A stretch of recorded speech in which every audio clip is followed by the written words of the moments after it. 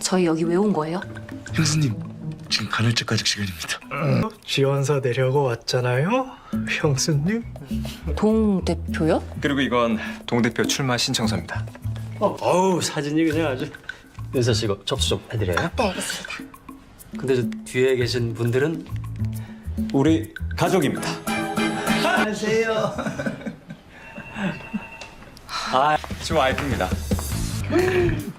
그리고 제 아들은 어찌나 똑똑한지. 거기다가 아주 효자입니다, 효자. 안녕하세요.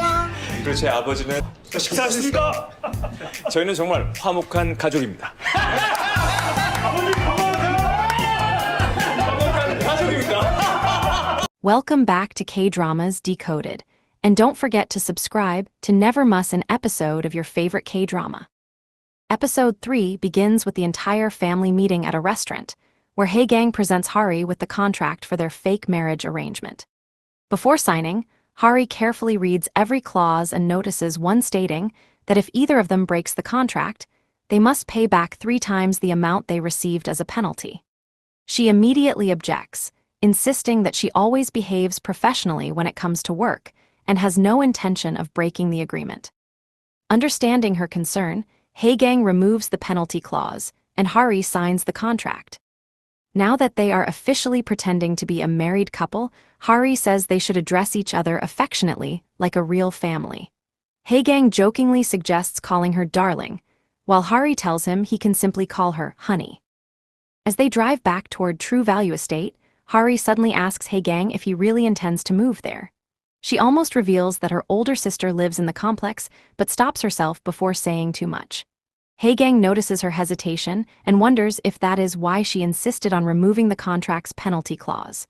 Hari avoids answering and instead calls her sister, Hae-young, asking if she is at work. Hae-young replies that she has the day off and is attending a class. The two then arrive at the estate's management office, so Hae-gang can officially apply to become the resident's representative. Young-yi immediately recognizes him as the man who previously confronted the resident who had parked his car illegally. Hari asks why they had to come in person when the application could have been submitted online. Hae-gang explains that he wanted to make a good impression. When Young-yi notices the large group accompanying him, he asks who everyone is. Hae-gang proudly introduces them as his family.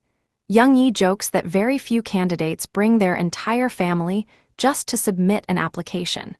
Hae-gang asks when the results will be announced, and Young-yi says the candidate list will be revealed the following day. Soon afterward, Soo-jin arrives at the office to complain about being charged 20,000 won for facilities like the gym and sauna that she never uses. While arguing with the staff, she notices Hae-gang and recognizes him from their previous encounter. After greeting him, she asks why he is there.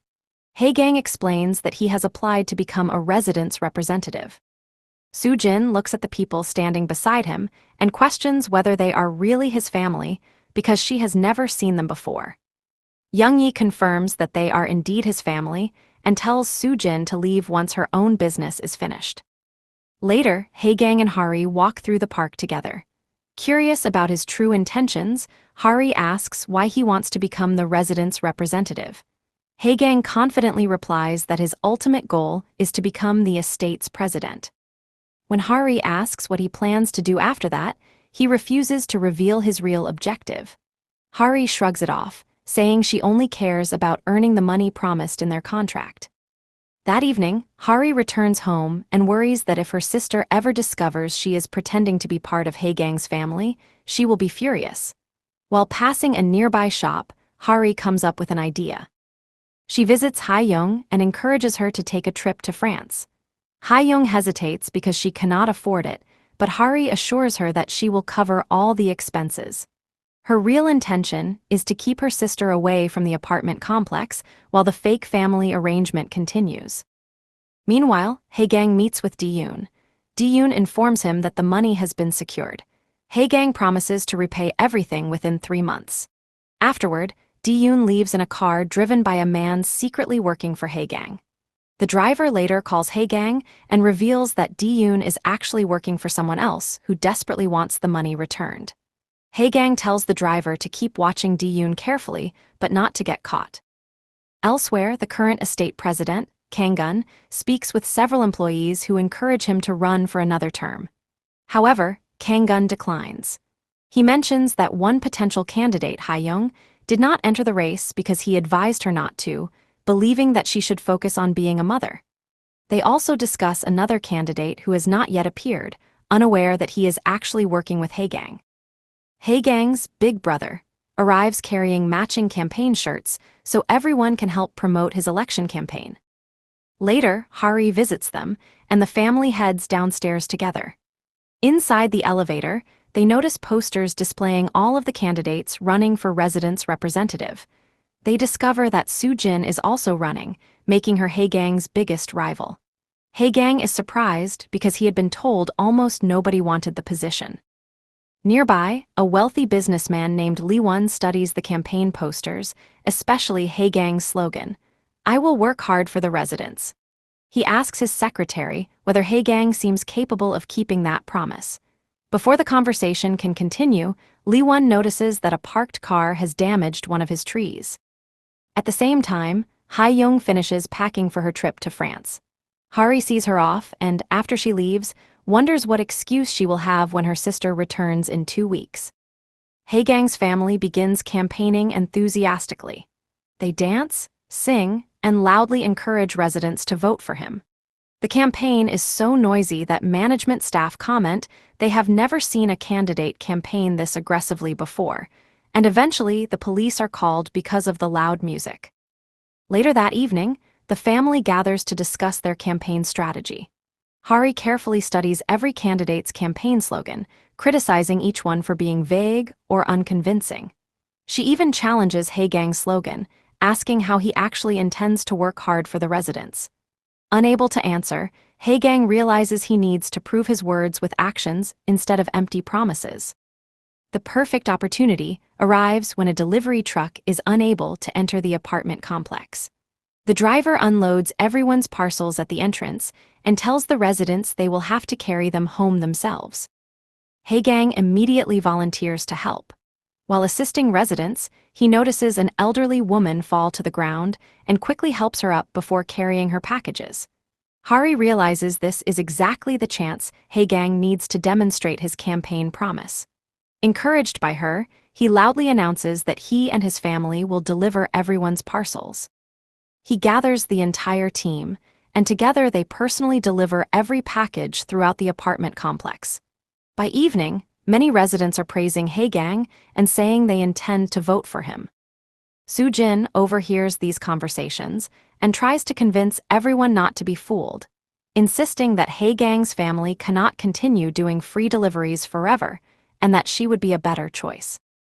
Later, Hari visits Hae-gang's home and finds the whole family eating together. She jokingly asks whether they actually eat proper meals and eventually joins them. She even teaches Kwangbo some table manners while everyone enjoys dinner together. Elsewhere, Lee-won studies a detailed map of the apartment complex. His secretary brings him updates about influential people connected to the redevelopment project. Lee-won decides it is time to go fishing, implying that he plans to lure important people into his scheme. The following scene shows Lee-won taking several powerful businessmen out on a boat. Pretending to entertain them with food, he instead throws it into the water before reminding them that they work for him. Terrified, the men apologize and promise they will secure approval for his new development project. Back at the apartment complex, Hae-gang's family continues delivering parcels. However, a heavily tattooed resident deliberately makes things difficult, ordering them to carry his packages up the stairs instead of using the elevator and threatening them if anything is damaged. When other residents begin staring, he angrily yells at them as well.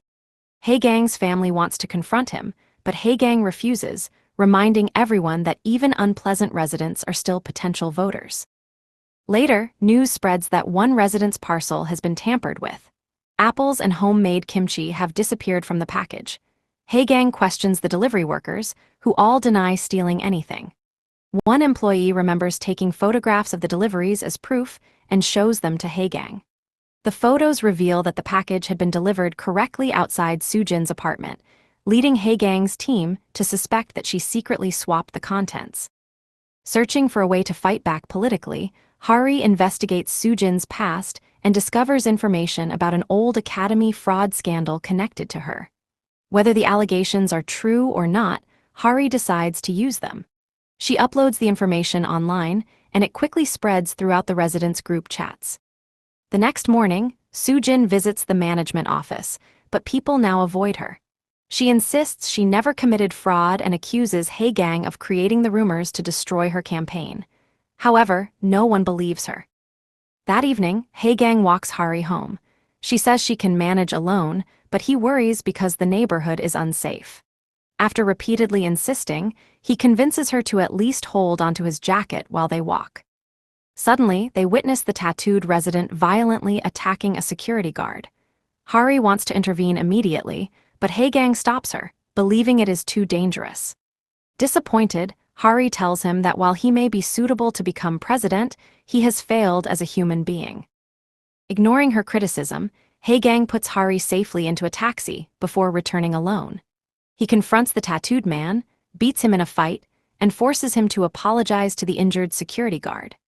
Several nearby students record the entire incident on their phones. Hari returns just in time to witness Haegang standing up for the guard and quietly admits to herself that he looked incredibly cool before becoming embarrassed by her own thoughts. The next day, Haegang's family attempts to continue their parcel deliveries, but many residents refuse because a video of the fight has spread online. Without the full context, people assume Haegang is simply a violent gangster attacking residents. Back at home, Haegang blames Hari for encouraging him to get involved in the situation. Hari remembers that she was the one who had insisted he help the guard. During the argument, Haegang receives a phone call and rushes to the hospital, where he visits young man. The elderly man ignores medical advice and insists he will be fine despite being warned to take his medication properly. The following morning, Haegang locks himself in his room, convinced his campaign has been destroyed. Outside, the family worries about what to do next. Hari knocks on the door and encourages him not to give up, reminding him that quitting now would be his own choice and would violate the spirit of the contract they signed. Just then, an announcement is made revealing the official candidates for residents' representative. To everyone's delight, Haegang has successfully made the final list. Soon after, another online post appears, this time written by the security guard who had been attacked. He explains that the tattooed resident had been harassing an elderly man for a long time and that Haegang was the only person brave enough to step in and help. Once the residents learn the full truth, public opinion completely changes. Haegang is praised as a hero, gains widespread support, and receives many votes, bringing episode 3 to an end.